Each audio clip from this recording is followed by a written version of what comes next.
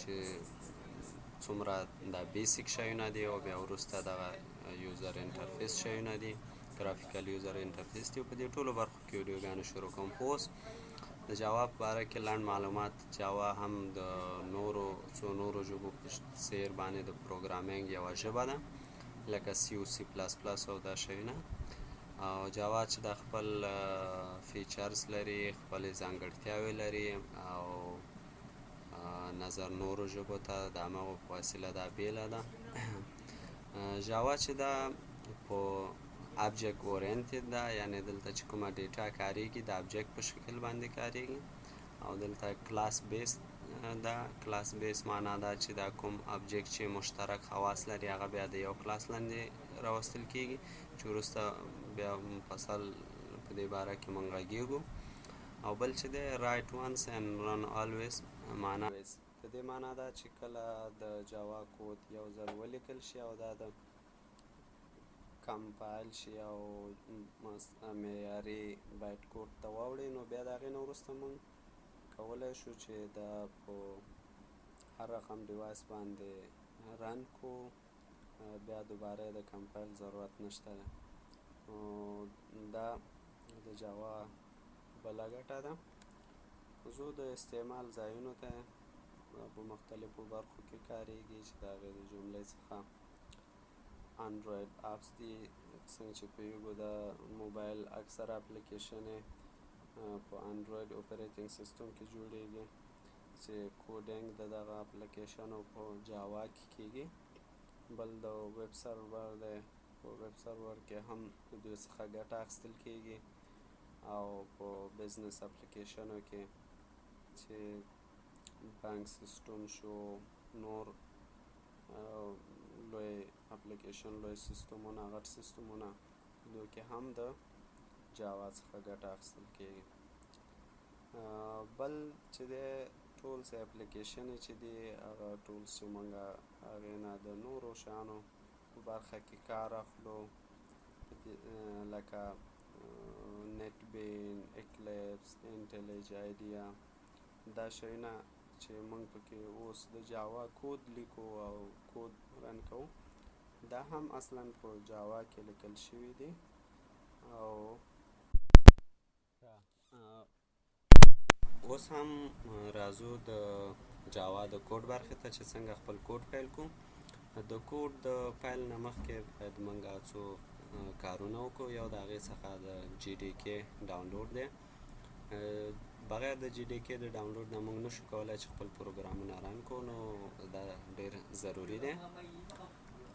جي ډي کې به ډاونلوډوو، د دې لینک به زه تاسو سره په ډسکرپشن کې شیر کړم. په هغه لینک باندې به کلیک وکړئ تر څو ډاونلوډ شي.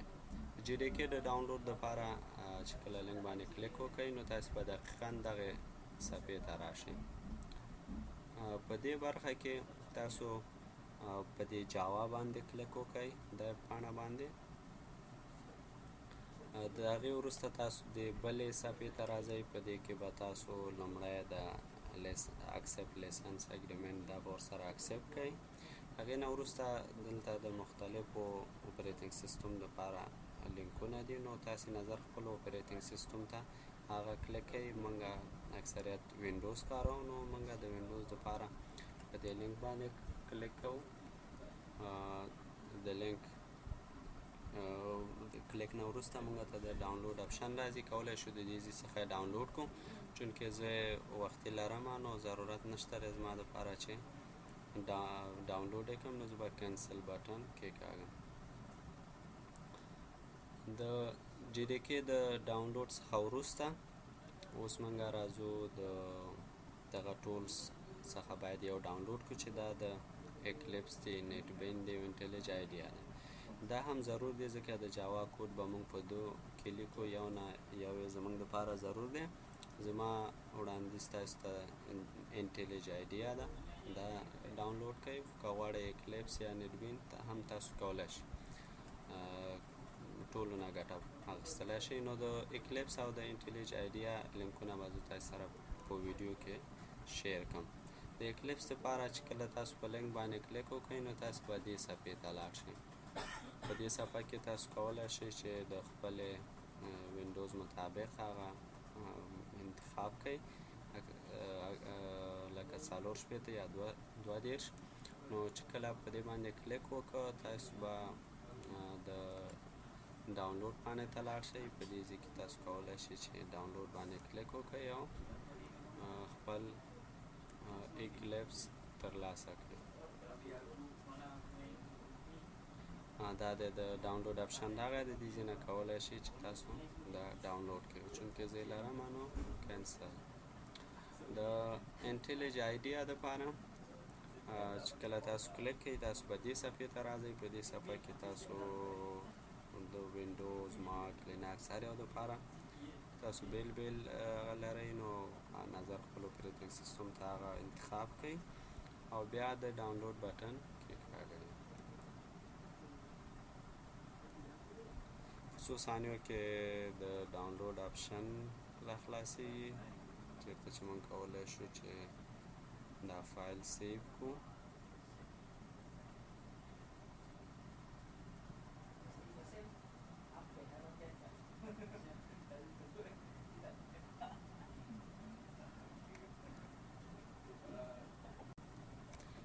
دا د اپشن د ډاونلوډ راغی. نو موږ کولی شو د دې ځای څخه ډاونلوډ کړو.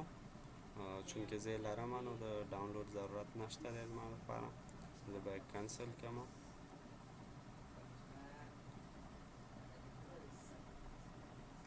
ښه، نو کله چې جی ډي کې ډاونلوډ شو بیا یو څو ساده طریقو باندې کولی شئ تاسې چې دا انسټال کړئ.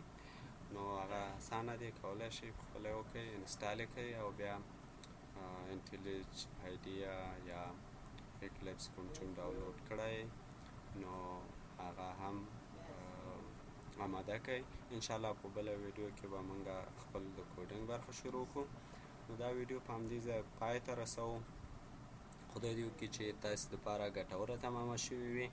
او که تاسو کوم نظر، غوښتنه، پوښتنه هر څه لرئ نو کولی شئ موږ سره د کمنټ په برخه کې شریکه کړئ. موږ ستاسو د نظرونو قدرداني کوو، موږ ته د قدر وړ دي. او که کومه مرسته ته اړتیا لرئ کولی شئ چې زموږ سره شریکه کړئ. انشاءالله چې په ډېر لنډ وخت کې به خپل ځواب ترلاسه کړئ.